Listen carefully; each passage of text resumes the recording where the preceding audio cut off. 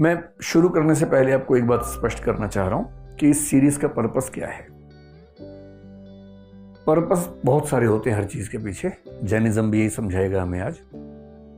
लेकिन जो core purpose मेरे मन में है इस सीरीज के पीछे, वो ये है कि मैं फिलॉसफी का फॉर्मल स्टूडेंट कभी नहीं रहा।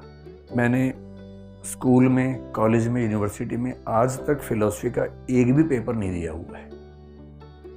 मैंने पूरी फिलॉसफी शौक से पढ़ी है और यूपीएससी के लिए पढ़ी है, यूपीएससी का एग्जाम देने के लिए पढ़ी। फिर मैंने यूपीएससी के लिए पढ़ाया कई साल तक फिलॉसफी, लेकिन मैंने फॉर्मल एजुकेशन फिलॉसफी में नहीं की।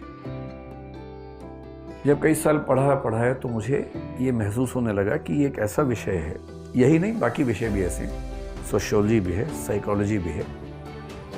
ये विषय ऐसे हैं जिनकी नॉलेज हर व्यक्ति के पास होनी चाहिए।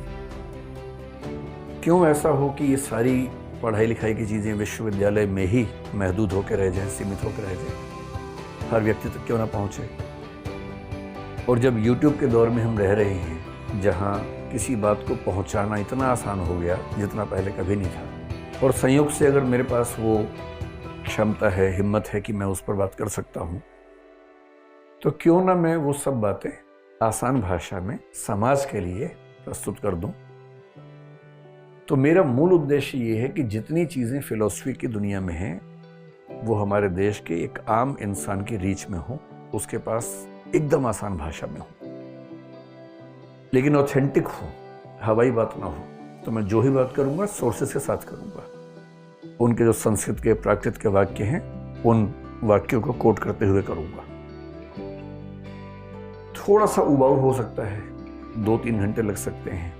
आप लोगों के लिए ये परीक्षा की घड़ी भी हो सकती है, बन जाए थोड़ी देर में। पर क्योंकि ऑथेंटिसिटी से समझौता नहीं करना है, तो थोड़ा सा आपको भी धैर्य रखना होगा।